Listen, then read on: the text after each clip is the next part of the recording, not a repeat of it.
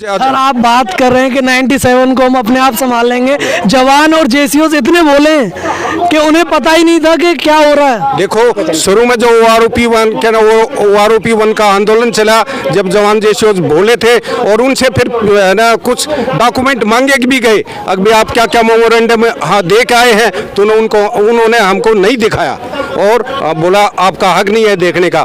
न कभी डेलीगेशन में नीचे जेसीओ जवान को वो लेके गए, सब अपने आप अफसर जाते थे, DSOI में मीटिंग करते थे क्या करना है क्या नहीं करना, और उन्होंने कभी जेसीओ जवान से ये पूछा नहीं। यहाँ जंतर मंतर पर वो अनाउंस करते थे एक जवान की 1500 रुपये, एक हवलदार की 1800 रुपये, एक सूबेदार की 500 रुपये और एक ऑनरी कैप्टन की 700 रुपये।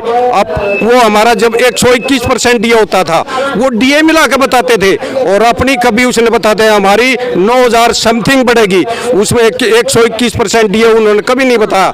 हमने जब भी आंदोलन किया था, पर जब हमारे जो जीतने जी भी उसके साथ में जेसीओ जवान बैठे थे वो उनके अंधभक्त थे। मैं बोला भाई ये इन हमारे को धोखा दे रहे हैं, बोला नहीं OROP 1 जो हमको मिलेगा वो इन्हीं के सारे मिलेगा।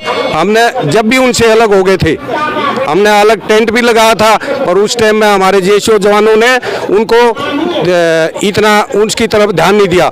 जब OROP 2 में जब किसी की कुछ बढ़ोतरी नहीं हुई, जब उनको पता चला ये हमारे साथ में कैसा नाइंसाफ हुआ है, और आगे भी OROP अभी 3 होने वाला 2024 में, इसमें भी इनकी कोई बढ़ोतरी नहीं होगी। आगे ऑफिसर रैंक और ऑफिसर पेंशन ही रह जाएगी, न कि OROP 1 में कोई किसी की बढ़ोतरी हो, नीचे वाले की बस ऑफिसर रैंक और ऑफिसर पेंशन रह जाएगी आगे देश में। एक और जनरल हैं जो कि आप लोग जो कि डेली शाम को टीवी पर आते हैं, काफ़ी दहाड़ते हैं, तो वो आपकी बातें क्यों नहीं उठा रहे हैं?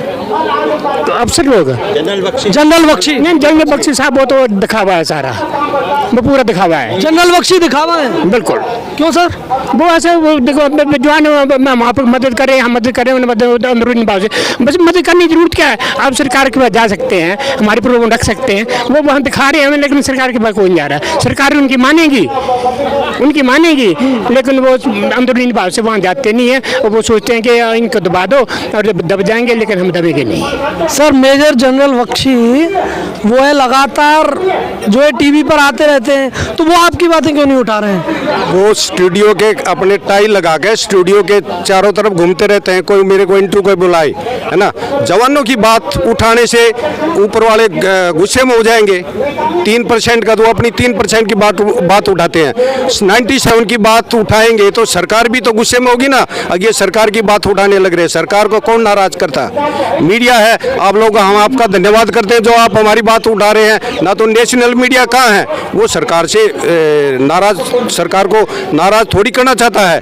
और रही बात डिसेबिलिटी पेंशन की, पहले डिसेबिलिटी पेंशन में हमारे अधिकारियों ने इतनी धांधली कर दी, जो मेजर जनरल और लेफ्टिनेंट जनरल जो 2006-7 में जो 0% होता था, आज वो 36% डिसेबल होके पेंशन आ रहे हैं। हमारे अधिकारियों ने डिसेबल पेंशन को एक आय का साधन बना लिया। जेश और जवान जो 18.6% थे वो भी 7.2 पर आ गए, क्योंकि जेश और जवान की डिसेबल पेंशन पर साइन करने वाले हमारे अधिकारी और डॉक्टर हैं, वो उनसे आपस में मिली भगत करके जेश और जवान को डिसेबल नहीं होने देते, और अपनी पेंशन को वो अभी सेना के सभी अधिकारी 50% 50 और 40 और 50% डिसेबल होकर पेंशन आ रहे हैं। और सबसे ज़्यादा अनियमित या तो मेडिकल अफसर में है 2014। ये जो सारी चीज़ें हैं वो हम लोग द कलाम न्यूज़ पे लगातार दिखा रहे हैं, तो बार बार चीज़ों का रिपीटेशन ना हो उसके लिए आप मेरे एक आखिरी सवाल का जवाब दे दीजिए। क्या उम्मीद है कि सरकार कब तक बात मान लेगी? सरकार को हमारी, देखो हम यहाँ पर अपने हक के लिए खड़े हैं, हम भीख मांगने के नहीं खड़े हुए। ये लिए जो ना है हमारे अपने हक के लिए है। हमारे साथ में जो असमानता हुई है हम उसकी लड़ाई लड़ रहे हैं और सरकार को इसके बारे में सोचना पड़ेगा। सरकार नहीं सोचेगी तो इसको है ना उसका खामियाबा तब आप लोग घर से निकले होंगे, कुछ तो उम्मीद लेके आए होंगे कि इतने दिनों में सरकार को मान लेना चाहिए, कुछ तो उम्मीद होगी। अब तो 3 तारीख का जो आया आपने एक संख्या बल है एक तरीके का, जो डिस्ट्रिक्ट हेडक्वार्टर्स हैं उनमें वो भी दिखा दिया है। नहीं, 20 के बाद में हम दोबारा कॉल करके हम रामलीला मैदान को भर देंगे और पूरी दिल्ली के रोड जाम कर देंगे यदि सरकार ने हमारी बात नहीं मानी तो।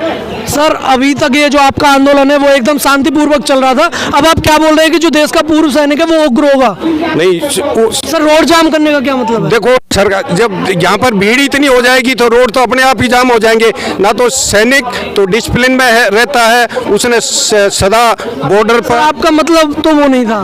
नहीं, क्या नाम है, मेरा मतलब तो यही था, सैनिक सदा डिसिप्लिन में रहता है। और जब हम इतनी भारी संख्या में रामलीला मैदान में 1 लाख की संख्या में आएंगे तो दिल्ली का रोड तो अपने आप जाम हो जाएगा। अच्छा सर, क्या उम्मीद है कि कब तक जो है सरकार है वो बात मान लेगी? अभी तो सरकार के ऊपर है, हम तो ये चाहते हैं सरकार मान ले, जिससे कि हमारा व्यवहार सरकार के प्रति अच्छा रहे। सरकार नहीं मानेगी तो भाई वो जाने, हम तो हमारी लड़ाई चलती रहेगी। सर क्या उम्मीद है कब तक सरकार मान लेगी? सब हम तो भगवान के पास अर्जी करते हैं और प्रधानमंत्री जी से अर्जी करते हैं कि जल्दी से जल्दी इसका संविधान करें।